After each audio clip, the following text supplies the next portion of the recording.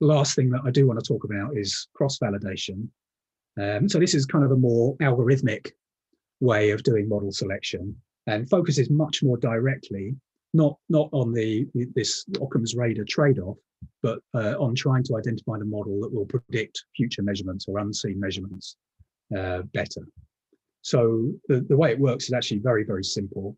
So we, given a set of data available to fit our model to, we artificially divide it into a training and a test set. So we take out some of the training data, reserve it, fit the model to the remaining data, and then evaluate how well that fitted model predicts the data that wasn't included in the training set.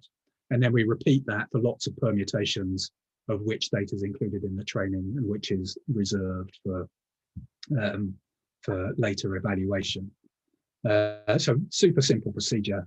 There's a couple of decisions to make about that procedure. So decision number one is, having then computed errors, so you end up with a whole set of errors of prediction errors against the unseen unseen data points. How do you then use those to choose a model? So one way is to choose the model that has the minimum error on average, which is probably the most common way of doing it, but there are alternatives. So another thing you might do is identify the model that has the minimum error the most number of times over lots of iterations of that cross-validation process. And so, that can accommodate the model occasionally failing spectacularly, but most of the time finding the minimum error. And there's various other ways that you can imagine of making that choice. But perhaps the more challenging decision to make is how we go about dividing up our set of data into a training set and a test set at each iteration of this cross-validation procedure. So here's various ways of doing that. At a high level, we can break them down into exhaustive and partial data splitting. So examples of exhaustive data splitting are, one idea that may be familiar is leave one out cross-validation. So there, what we do is at each iteration, we just take out a single data point from our set of K measurements, fit the model to the remaining K minus 1, then estimate the error to the one that we left out, and then repeat the process exhaustively for every one of the data points. So we get an error then for each of the data points in our list. But you can generalize that to leave P out cross-validation, where at each iteration you leave out some number P of the data points, fit to the rest, evaluate the errors to the missing ones, and then exhaustively do that for every combination of P that you could leave out. So partial data, it's much the same process, but you don't exhaustively search over that whatever paradigm you choose for leaving out. So common examples of that, one would be V-fold cross-validation, where you randomly divide all of your data points into a set of subsets and leave out one subset at a time and evaluate the errors. But it's non-exhaustive.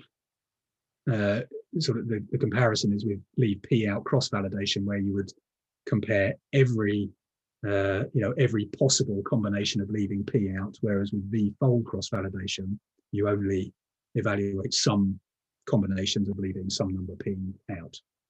And then you can just do complete Monte Carlo cross-validation, where you randomly select at each iteration some number of the data points to leave out.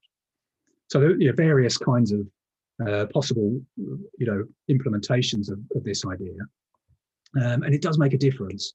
Which of those choices you make, particularly the strategy for which data points to leave out. There's a very nice discussion of the various pros and cons and guidelines for making these choices in this survey paper down here, which really sums up some of the key ideas very nicely. So I'm going to do this slide in a slightly non-linear way, but just first thinking about how we choose that strategy. So they give some nice guidelines on that, and it sort of really depends on what your ultimate task is. If what you're really interested in is making very good parameter estimates, then generally the right strategy is to keep the validation set as small as possible. So you might leave one out, cross-validation, so you leave out a very small number of data points at each iteration. Whereas on the other hand, if your primary objective is to identify the right model, I really want to know how many planets are around that star, and I don't really care that much what size they are, then the better strategy is to have a larger validation set where you might leave P out, cross-validation instead. But really those decisions are difficult to make and require quite a lot of experimentation to find the best choices. Some other interesting stuff from this review is that you'll notice that we in cross-validation there's no assumption of what the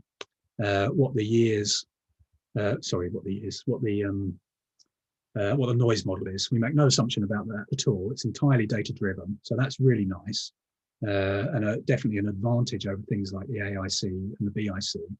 But what's kind of interesting, again, is that under certain conditions, if you can assume a noise model, you can actually prove that the answers you get back from cross-validation are equivalent to those that you get back from information criteria like the AIC and BIC.